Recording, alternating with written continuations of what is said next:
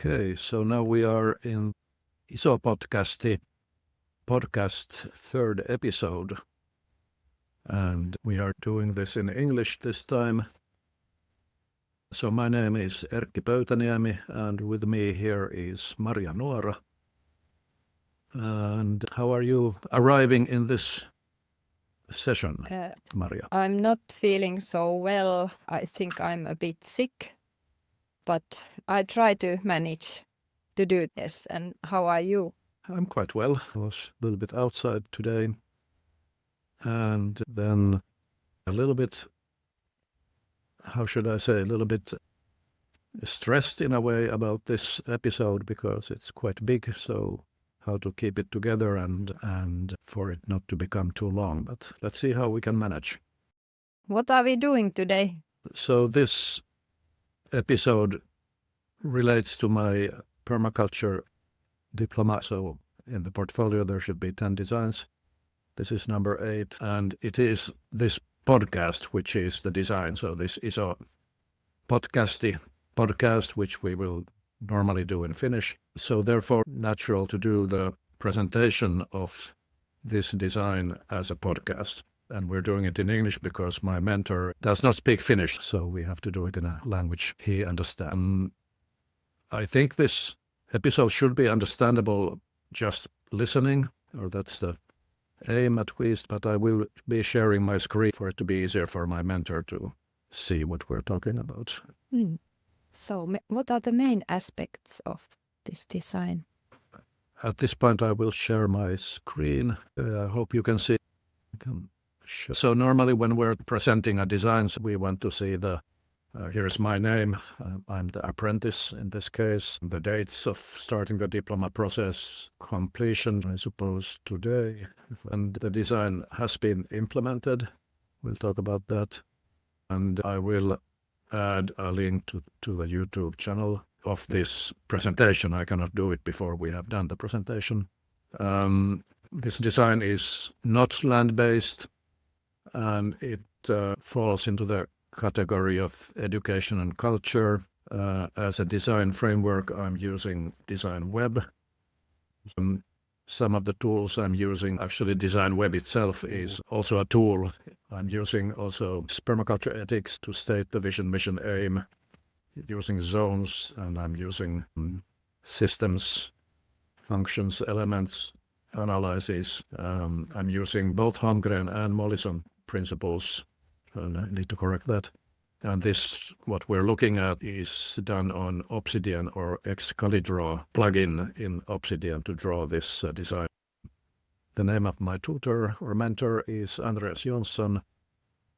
Those are the main facts. And then looking at the design web, or maybe Maria, you could briefly explain what is a design web.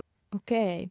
Design web consists of 12 anchor points. Vision, limits, and helps are the growth phase.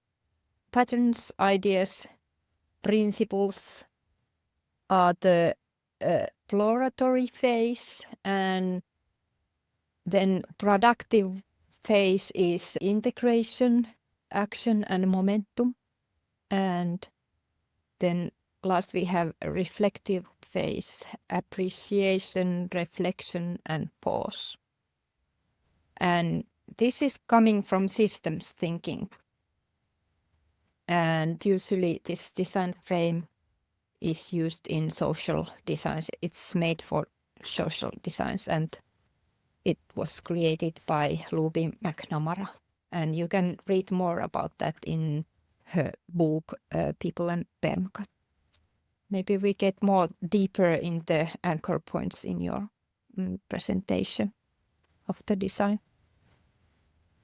But in the center, I have basically the brief of the design. So the design started with discussions we have had, so Maria and myself, starting a permaculture podcast revolving around Iso Arvokkiniitty, our permaculture site, and permaculture topics that interest us. So the purpose of this design is simply to get that podcast started. That's the brief of the design, the starting point.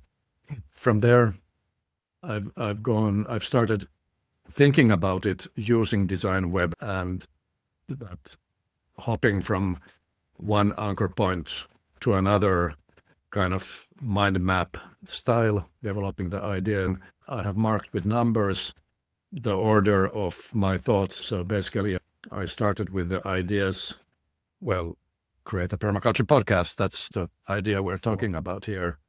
Topics from Isarvokkeni, for example, designs we have done here and implemented here. We had the idea of recording the podcast on Saturdays when we are heating the sauna. It's not a Saturday today, but let's see if we get to that pattern.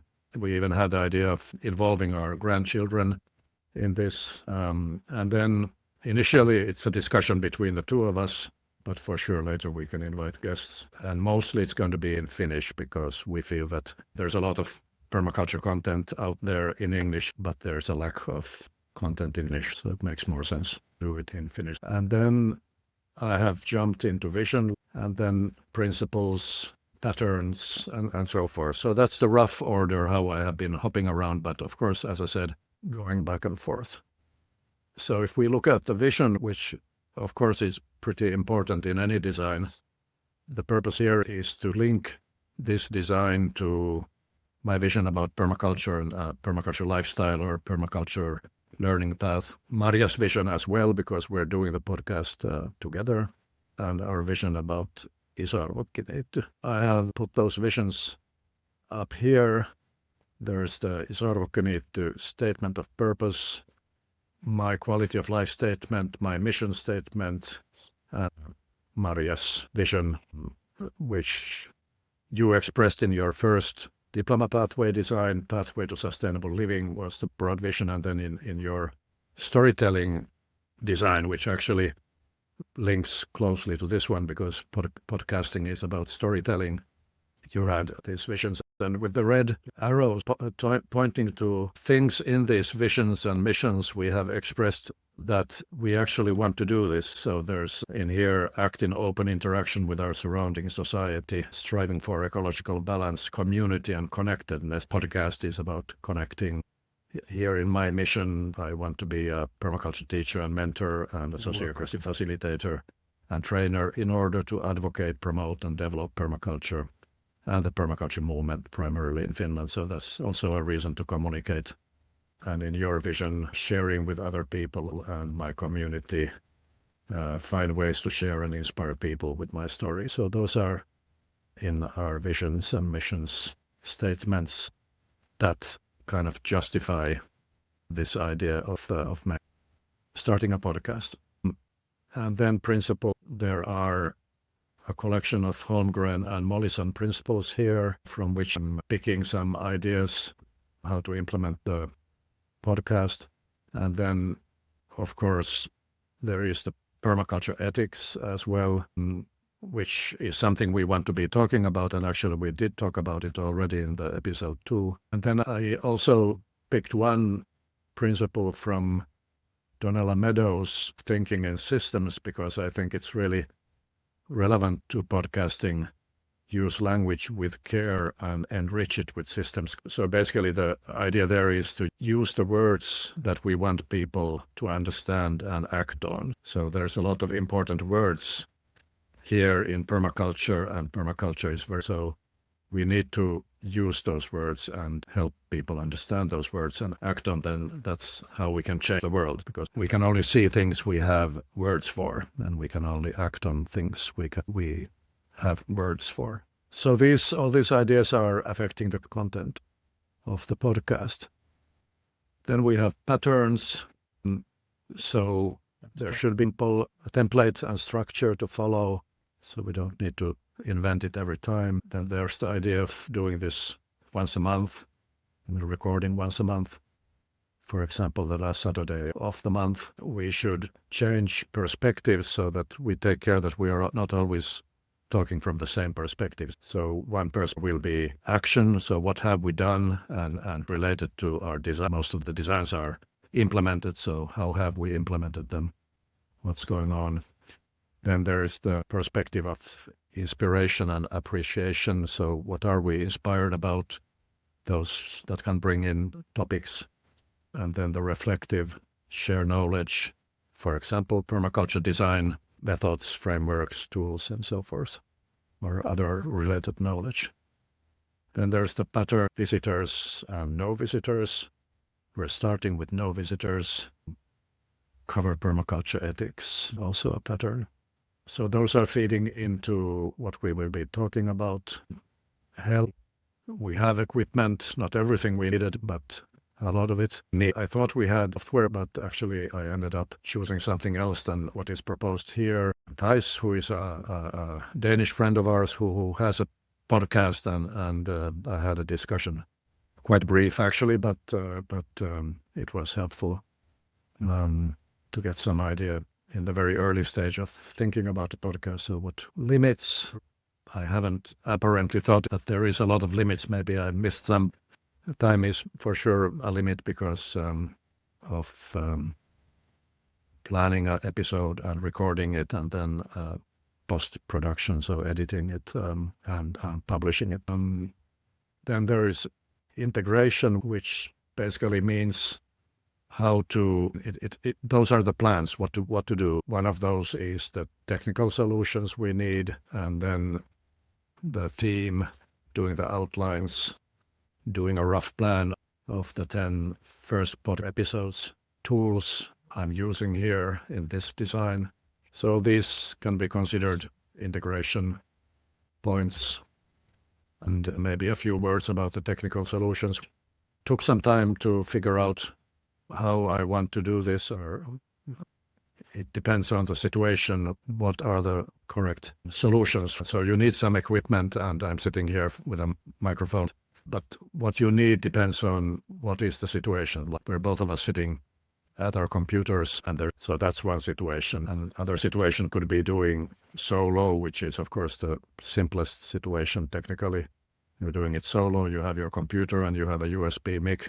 But if we are two, as we are, it already gets a little bit more complicated, because you could do it with one computer, but then you need what's called an audio interface, so a piece of technical equipment to connect both mics to the same computer. Or we can do it as we're doing now, that we both are at our own computers and we are actually connected online.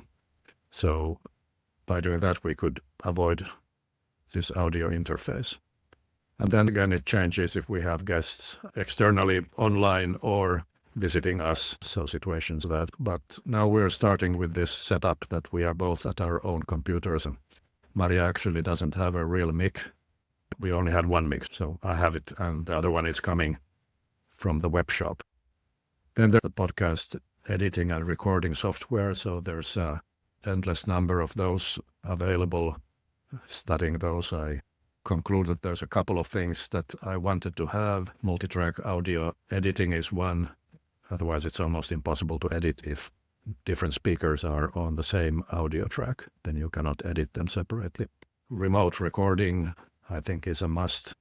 And then when we are doing remote recording, that could be done, for example, with Zoom or any meeting application.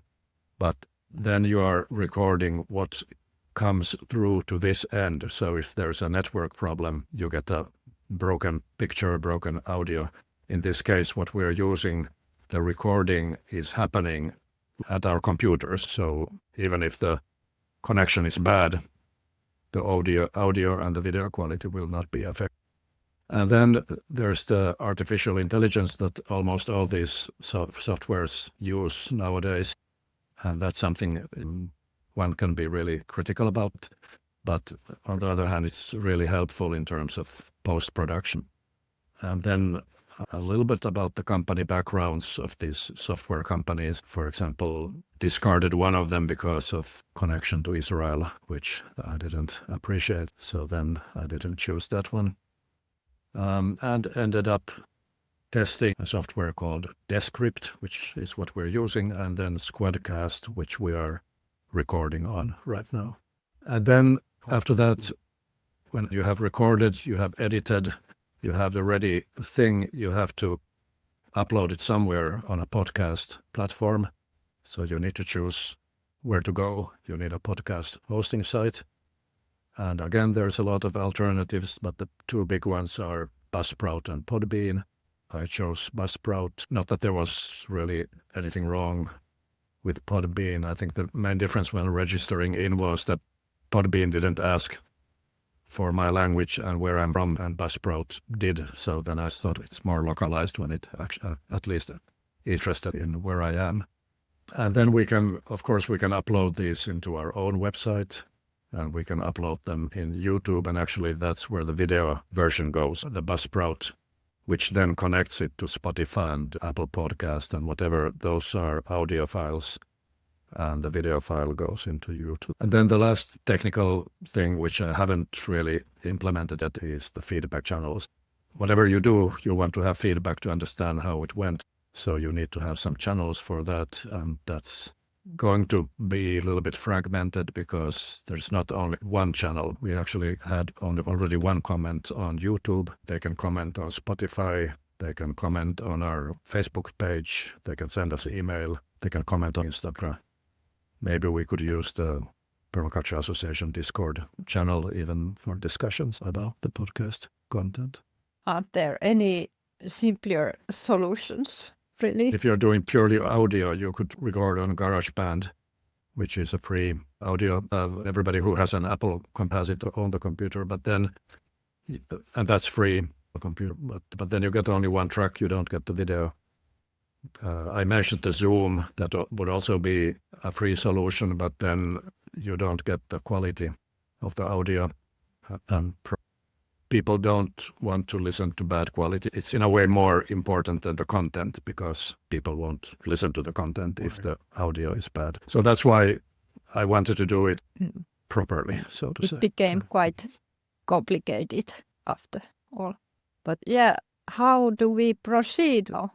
If we go into the action anchor points, where we actually did the first episode just less than a week ago on the 25th of December. I thought of it as a test, but actually it went so well that we, instead of doing it again, we just decided to post it. So that's on the YouTube channel, and it is already in Spotify. Apple Podcast is slower to get into it. Seems to take a week or something. But anyway, so the first episode we have done. The YouTube video has English caption. So if you want to look at two speaking heads for 38 minutes and read the English, so that's possible to do. Yeah, basically what happened then was that, so we recorded it on the 25th, and then I went on to edit it on this Descript software. It took a little bit time. Maybe a lot of the time was spent because I did it for the first time. So I think in future episodes it will be more efficient. And then posted it on Buzzsprout, which is, as I said, a podcast hosting platform. So from there it is distributed to the different sites that you might be using, like whatever, Supercast, Overcast, or maybe you're listening to Apple Podcast or directly from Spotify, whatever you're doing. So it should be available in several places. I presume some people have listened to it. On Spotify, I think there was 2 people so far, but we haven't promoted it at all. So the first episode was introducing what we're planning to do and introducing ourselves and iso Arvokinit. And the second episode was inspired by Toby Hemingway's Permaculture City, and especially the first chapters about permaculture designing. So we were talking about permaculture design for 1 hour. So that's also posted already. But we did have some technical problem, and so there's no video on that one. It's just an audio, but even that is on YouTube because I wanted to add the English caption if somebody is so interested to listen to finish. I think that is the rough idea. Of course, there's a lot of things I could talk in terms of tools. I use the SWOT analysis to see how podcasts work as a means of communication. As strengths, I have written here, more efficient than writing, easier to just speak. It's easier to involve guests in a podcast than a written whatever document. A podcast is long play, at least as a podcast consumer myself. I kind of like podcasts that are, let's say, an hour long or so. If the content is interesting, an hour is okay. I'm not sitting listening to a podcast, I'm doing something. So if it would be very short, it's actually annoying because then I have to be finding a new podcast all the time. Opportunities, reach a wide audience, efficiently reach our target group or groups, effectively disseminate permaculture and sustainability concepts, storytelling, interact with other podcasters. So the opportunities, then weaknesses, I think the post-production. The other side of the coin is that it's easy to talk, and the other side is that you have to do editing. Very seldom will the talking side be so fluent or so well done that you don't need to edit. And there is a high dependency on technology in that respect. And of course, if you are using artificial intelligence that you're almost bound to use if you're using softwares that are available now, energy. And there you could, of course, question if it's justified to do that. We are putting ourselves in the front in a way, and social media is what it is, so we could get hostile reactions from listeners as well, so that's could be considered as a threat. I'm kind of making strategic conclusions of these for the threats, scaling up and involving our target group in the discussion so that those people who are possibly hostile don't get a foothold in the discussion. Another tool I was using was people zoning, obvious because it's not a land-based design. And this idea of people zoning comes from Loubi McNamara. Although I did notice in Hemingway's book, he is also people zoning, and he's not referring to Loubi. Maybe he has developed it himself. But anyway, this is more based on Loubi's ideas. So zone 00 being ourselves, and zone 0 being those people we see regularly. Zone 1, people we meet in permaculture circles weekly or monthly. Those could be people in the Finnish Permaculture Association or in the Nordic Permaculture Academy. Zone 2, people who already know permaculture and who broadly share our vision, so that broader zone of permaculture people. Zone 3, people who share similar interest in a more sustainable lifestyle. 4, people who to some extent share similar interest and recognize some aspects of the meta crisis. And Zone 5, the rest, so the wilderness, other people. And then the question is how to reach the different zones, and of course, what is our target group? And I think our target group is at least to Zone 3, why not to Zone 4 to some extent? And the question is, can we move people closer? So can we actually have an effect on which zone somebody is in? Can we move them? Even if we're just disseminating information to people who are in Zone 1, 2, and 3, it's okay. But even better in terms of effectiveness would be that if we could move people. And then there's the functions, systems, elements. I outlined the different functions in the process. In the end of the day, the most important one is creating content, discussing. So those sessions we are recording, editing, publishing, promoting, collecting feedback. So what are the systems involved in these functions? And in terms of creating content, so I suppose it is our permaculture life. So what we're doing in permaculture, our learning pathway, that's where the content is created. And then the recording environment, that's where we are now, sitting at our computers and doing this recording. And then there's this whole software and apps environment that I already talked about, which cover the editing, publishing, promoting, collecting feedback. That was the view I had into the functions, systems analysis, maybe a little bit different from what it looks like often.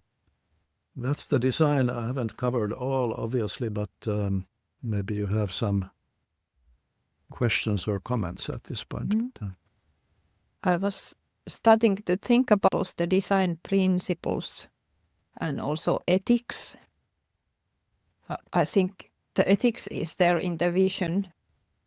It comes from there, but you have also the principles there. But can you tell how did you use these principles in the design? I have the ethics up here, earth care, people care, fair share, and those, as you said, those link vision and mission.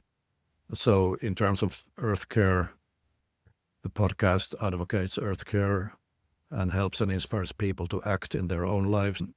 And then here I was earlier looking at where did I have this? Here I have actually openly put the question that is this podcast worth it compared to the technology footprint we are using in making it? But I think that's very much about scaling. If we're doing all this and there's only 10 people listening, so maybe then it's not worth it. And then on the other hand, how to calculate how many people we need for it to make sense, I don't know. But anyway, it kind of tells us that, okay, we're doing this, we already started, so we should scale it, so we should have a big enough audience for it to make sense. People care. The podcast inspires people to find purpose for their lives. I think that's really an important aspect of people care in today's world. Reading the news, it seems that a lot of people have lost their sense of purpose and maybe getting very depressed about what's going on in the world, or on the other side, not caring about what's going on. So maybe we can get through a message that as individuals also and communities we can actually do something constructive. And then there's fair share, and I'm also adding future care here because I think talking about permaculture is very much about future. Our purpose is to share what we learn and experience. And by doing this podcast, we try to build a bridge to a sustainable future. So those are how I see the ethical principles playing in. Then we have the Holmgren and the Mollison, the design principles, and I went through them and picked some of them. So instead of taking all of them and trying to figure out what they mean in this context. And from Holmgren, the first one was observe and interact. So that points out the importance of feedback loops, creating those channels that we know what people think and give them opportunity to comment and tell what they wish us to talk about and so forth. Obtain a yield. So I think the main yield here is that we are pushing for change, for a more sustainable future. How to measure that is a question, but that's, I think, what we're mainly trying to do. Of course, when we have a huge number of listeners, if it could create an income, but I think that's not something we really need to think about in the early days. Produce no waste, so create only relevant content, so we shouldn't be babbling about nonsense. We're use and value diversity, so we should create diverse content and support diversity. And the arrow here is going to these different perspectives we are covering in the content. Creatively use and respond to change.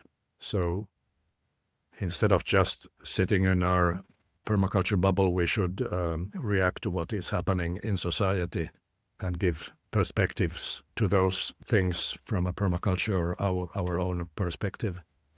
And then from Mollison, he has this principle: the yield of a system is theoretically unlimited, which in some situations can be difficult to understand. But I think in this case, it's pretty easy to understand that we just need to scale up. We need to have as many listeners, subscribers as possible. And the more we have, the more effect we will have in the world. Start from your backyard and work outwards. So covering topics about what we are implementing ourselves here in Isorvakunit, or so speak about the things we can really speak about because we are doing them, instead of starting from some big theoretical pictures of the world, which might also be important to speak about at some point, and I think we will cover some of that, but it's really important to start from what we're doing. Where are we walking the talk? Inspiring others to walk a talk, thinking about what they can do. Edge effects, so not just talking about the obvious relative location, a little bit similar to the backyard. Going for the backyard first, then. So what subjects are close to us? Where can we have an impact? Those were the principles I picked for this one. And then, as I mentioned earlier, the Donella Meadows principle, one of them here also. Yeah. Sounds interesting let's hope we can keep the momentum also during the summertime when there is a lot of other stuff to do. But yeah, this was really something which came to my mind while doing my design of storytelling, and I didn't understand that it takes so much to realize it. But thanks. And now should we use the design assessment form to assess this? Yeah, I think that's a good idea. So the assessment form is basically what my mentor will use when looking at the design, if this is a permaculture design. So let's have a look ourselves and see if I am covering. But I hope you can help me in checking that. Okay, we go to section 1, demonstrating design skills. The design uses an appropriate design framework or intentional process accurately. Does the design visit every step of the process? So I think you had arrows in every step here. Do you yourself have a feeling that you have gone, like, how is it with the momentum anchor point? Yeah, that's the monthly recording, the pattern that we should follow. Once a month, sauna heating. Yeah, we go to sauna every week, but we won't do a podcast probably every time. But I have this rough plan for the 10 first episodes through possible topics, and it seems there's so much we could talk about that there is topics for many years, or alternatively we have to do it a little bit more, but we'll see. But I think that's the main wish for the momentum, that we don't let break that even in the summers. That is one thing that I noticed when doing this 10 episode outline, that of course there are things that are in the annual cycle, so to say, which could be covered in the episodes, but then there are many, I think, important topics that don't directly relate to the annual cycles. So I think there's a lot to talk about. I think the momentum is there. Then on the other hand, I think we enjoy talking. I don't think that's a problem, but the post-production, I need to streamline that so that it doesn't become a hinder. You have to think about the limits sometime, or when we see better how this goes, there might come new limits. The pause, it's important also. Time is the main limit. I think we can handle that. And then the pause is kind of challenging, because actually you have a drive when you are doing the design, and then you say, oh, do I have to pause? Why? This is the 3rd episode, and I think we won't do the 4th tomorrow. So let's pause a little bit at this now. But maximum 1 month from this, we'll have to do the 4th one. Okay. Utilizes the permaculture ethics appropriately. We just went through the ethics. It's maybe not the most obvious thing here, how the ethics is implemented, but of course it's always more abstract in a non-land-based design. Inspiration sharing with others. It's about the people care and fair share and future care also. The earth care, maybe you have considered, maybe is that, like, we have to use energy and all of equipment, technology. It gives a bit of a pressure that we don't just chat whatever we like here, but we discuss about important things and think thoroughly what we want to It's the design principle, don't produce waste, so it should be relevant. And then about stacking functions, about using IT as permaculture people, we have our computers and stuff. So in that sense, it is stacking functions, because most of what we need, we had. But okay, we need to get a better microphone. And then there's all this software stuff where we are externally using a lot of energy. We're not using it here in our house, but it is happening somewhere. Next is the design uses permaculture principles and theory that are appropriate to the situation. You used quite many there, and also theory. This was the systems thinking. There are Holmgren and Mollison principles. There is the system thinking, Luby McNamara's People and Permaculture, which, because I'm using the design web and also the people zones. And I think also that it's not just add-on, it's those principles have affected just simply observe and interact. I mean, there needs to be feedback loops. It's obvious, but it did remind me that I have to add it also here in the tech solutions, that actually I didn't, in the earlier stage of this design, have this point 4 of the feedback loop. So that was a direct effect from here. So Okay, it uses a variety of tools to suit the needs of the situation and design brief. There is a lot of technical tools, but there is also a lot of permaculture tools here. I liked the zoning and also this SWOT analysis.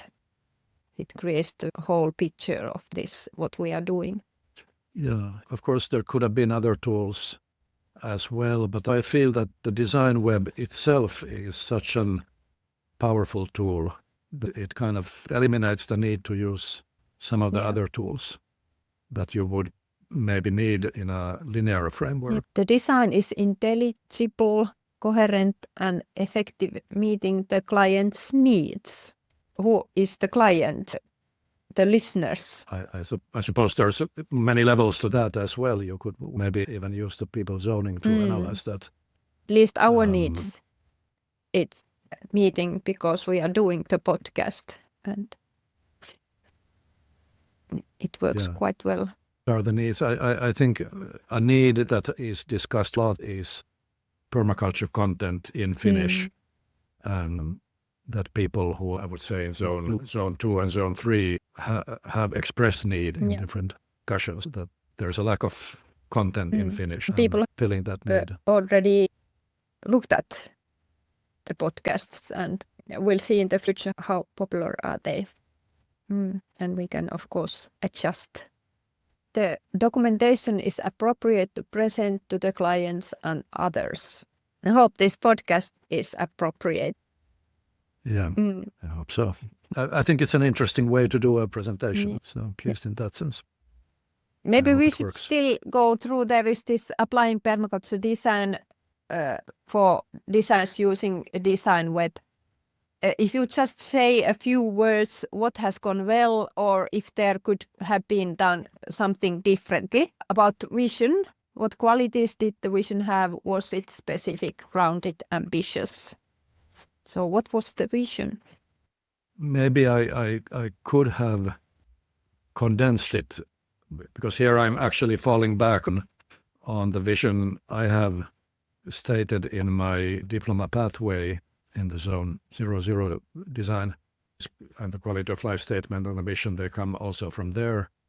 And we have together made this to statement of purpose, and then I ask for your vision. So I'm falling back on these existing. Maybe there should be a vision for the podcast. Maybe that is actually lacking. I haven't written that as a separate. Maybe you should still do that. How were the limits paid attention to in the design? Did they become functions of the design? So you had the limit of time. And now that you ask it like that, it became a function of the design. It actually relates to this artificial intelligence, because that's a function of time. If I would have to do the post-production, the editing, without the AI, it would take much more time. So it's a kind of compromise I'm doing. There's a limiting factor, how much time can I put in this? And then I have the possibility to use AI or decide I'm not using it. And the consequence of not using it would be that I would need much more time, which would risk the feasibility of the whole thing. So actually, even though in the illustration, maybe I should draw a line from the time to the AI. Okay. But maybe there are also other limits, but that's the main limit. Helps. Were external and internal resources identified? Were the designer's motivations explained? Helps. External, internal. We have equipment, software. Almost everything could be listed. Helps. The tech solution there, that's a great help. The design principles are a great help. And, but what would you say would be the internal resources we have? For example, we have the motivation and thoughts about what we want to discuss. I think that's Actually, there is one thing I'm not elaborating a lot about because the two of us are doing this, although you haven't been that interested in the technical side, but in terms of the actual content and doing the unused podcast. help. So, of course, Me. Okay. I do mention you in the Okay. appreciation. Here is Maria here. What patterns were used in the design? You explained about the patterns. What went really well with the patterns? In terms of the design process, the design web itself could be mentioned as a pattern of how to design. And I think the design web works really well. And I've used it a couple of times. I think it's working better and better for me. Ideas. How well were ideas gathered and used? Do you have any ideas to add to the design? It's interesting how this design web works in the sense that, at least in this case, in my case, usually I start with ideas. So then what I have listed here are early ideas. And then when you go on, for example, principles, you get more ideas, but I'm not listing them necessarily in the ideas anchor point, but of course they could be. And also, while thinking about the technical solutions, of course, lots of ideas come up and then you have to choose which ones you're going to integrate. So ideas could cover much more than what I'm covering in this illustration. Principles? What principles were used in the design? How were they used? A lot of that guidance is about content, actually. So it's something we need to come back to. Yeah. And also ethics in the content. Integration, were the key needs, purpose, functions clearly identified? Did the design feel cohesive? How did it bring together information from the other anchor points? You have a lot there in the integration. I spent a lot of time with trying to understand the tech, making choices or understanding how those choices should be made instead of just Googling the most popular software and most popular platforms. Use situations where we would be and made the decisions of the tech solutions based on that analysis. So I think that was the biggest part of it. Then, of course, also the podcast structure. And I noticed there is one pattern which you haven't mentioned, that how the episodes are structured.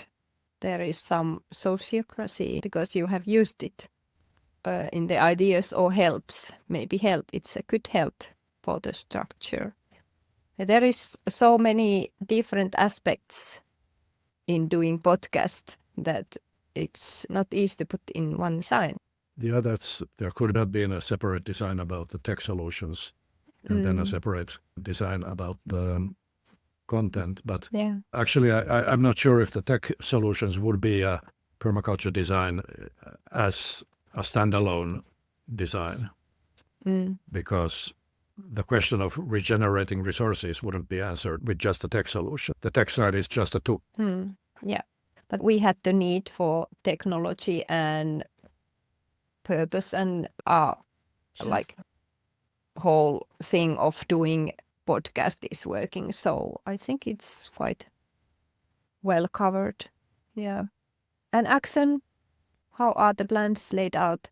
How realistic do they seem? We try to be realistic, I think, that how we do the podcast and how often and what topic. Realized that I forgot to mention. So I didn't make a separate logo for the Iso Potkästi, but I used our old Iso Arvokkaniitty logo, which maybe we need to update it at some point. But this is logo picture that is appearing on the platforms. Yeah, so it's a picture we took last summer for some other purpose. I remember what it was about, but that's the picture that is there. Yeah. But it can be changed later if need be. But now there is already many episodes and they have run quite well. I think there hasn't been any bigger problems. Yeah, on YouTube we have subscribers, so there people have even listened. We haven't done any promotion yet. We'll see what happens when we start promoting. Okay, now then momentum. What was used to keep momentum or fulfill ongoing maintenance needs? No, there is an ongoing plan here, and there is the question of integration, that it should be so integrated to other things we are doing that it's easy to do. That's, I think, is the main point here. And you have thought it quite well. Okay, and then appreciation. How were rituals or appreciations incorporated into the design?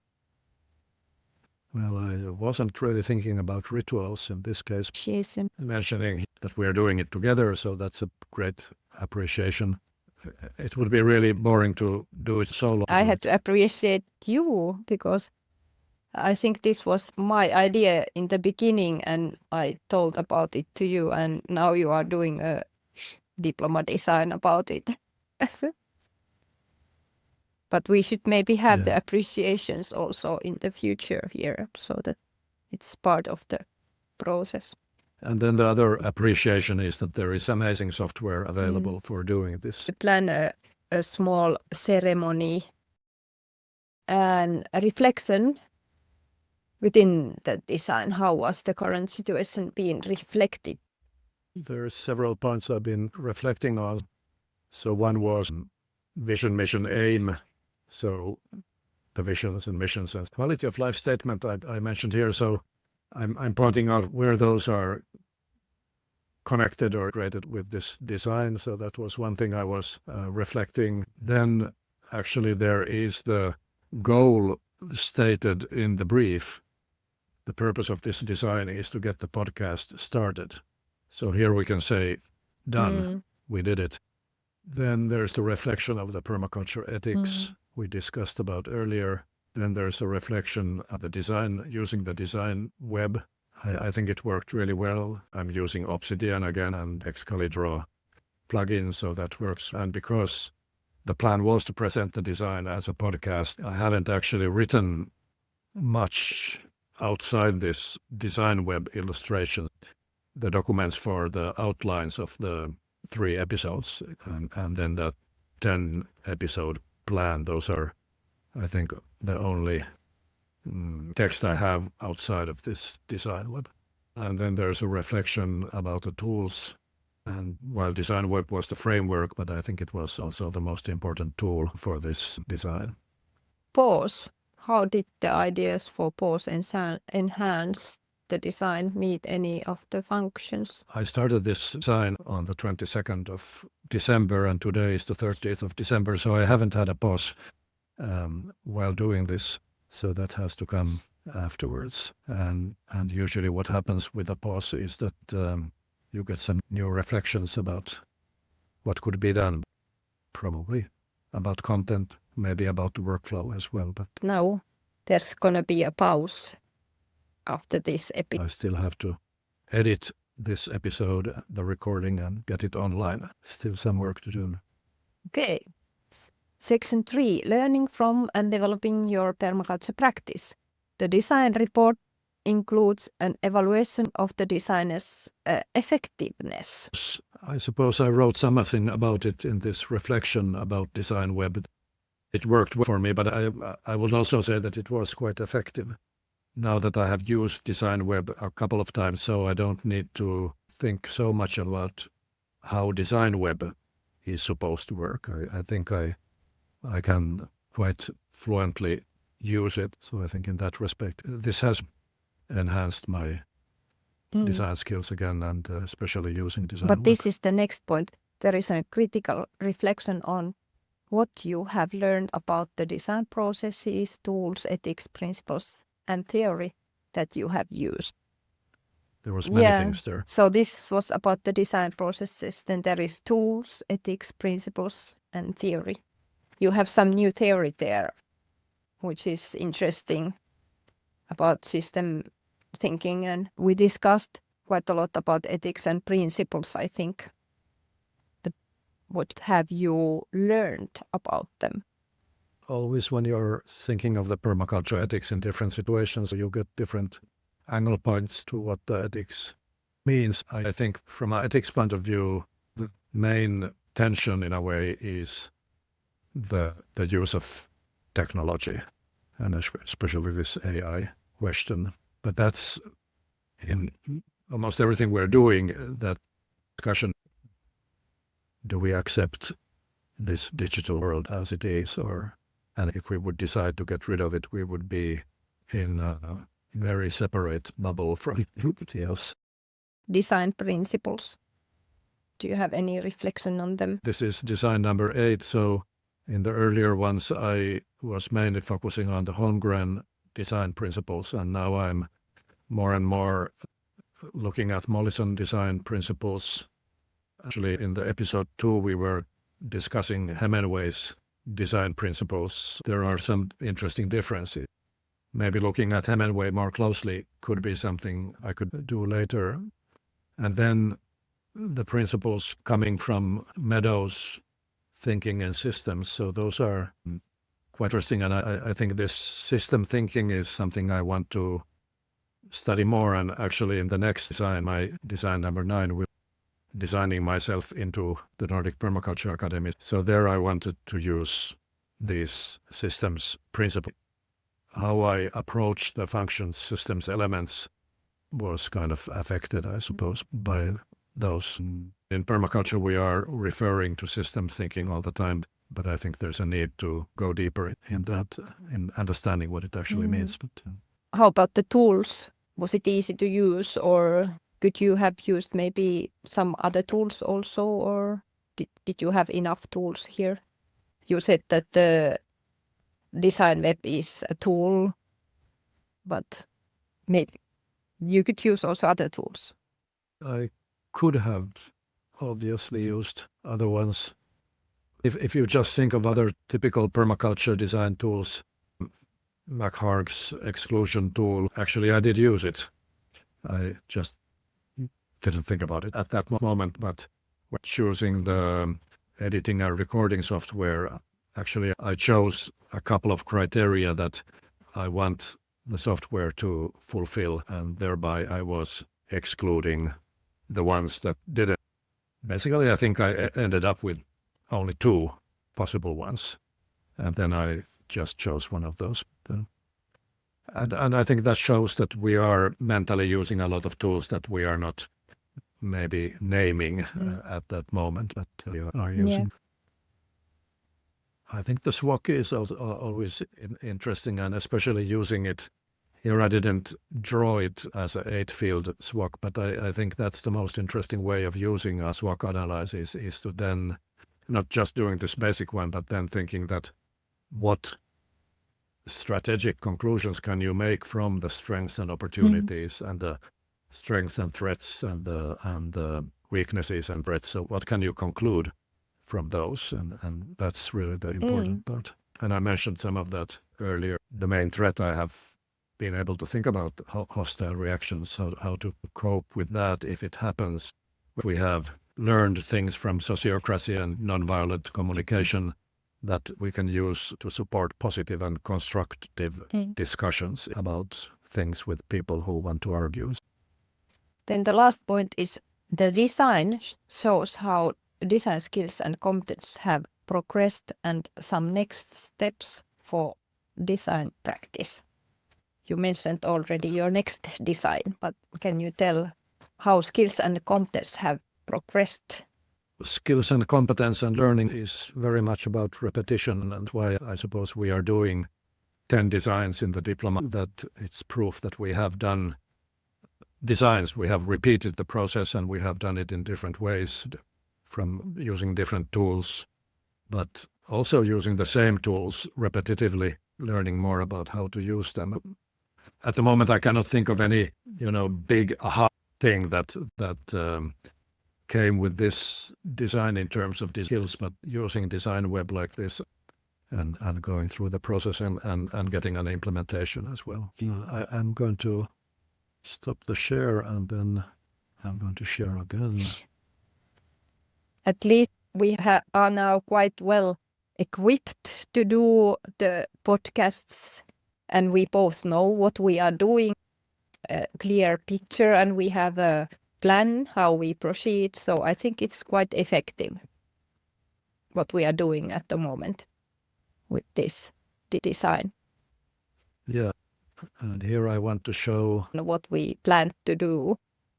We have already 3 episodes now, and that's more than I was expecting. here you can see this is our website, the Isarvokinit website, and I added here in the menu the Potkästi here and made a page presenting the basic idea here, and then the 2 episodes that we have done so far, you can listen to them here. So this is connecting to the audio file in Buzzsprout, and then there's a link to our YouTube page, the Spotify page, which I have opened already here. So here again you can see that this is the episode 1, which was published on the 27th, and there has been 63 viewers there, and then it says 2 comments. Actually, there's only 1 comment, and then me answering that comment. 4 likes. The second episode I published today, 2 views already. And then this is how it looks like in Spotify. So you can actually search for Iso Potkästi in Spotify and you can subscribe. The episodes are here. So these are audio files in Spotify. If you want to watch the video podcast, then you have to go to YouTube. So I think it's been effective in the sense that the podcast is live. Very effective. Thanks, Erkki. Thank you for helping me out in this presentation. Within a month, we will do the 4th episode, and that's going to be in Finnish. English subtitles. Yes. It would be nice to hear if anybody is actually reading them. The IE translated it. That is amazing. I didn't go into the details, but I mean, when I upload this recording in the Descript software, it makes a transcription in Finnish in the 2 previous ones, which was amazing because usually these softwares have a lot of trouble with Finnish, but it's even translating our spoken language into written language. So if I'm saying mä, it is writing minä, so it's quite smart in a way. And then it translates it to English without me doing anything. But yeah, thank you. And I'm happy. How about you? Yes, I'm also relieved that now it's done and it went really well. Thanks. Yep. Thank you. Bye. Bye-bye.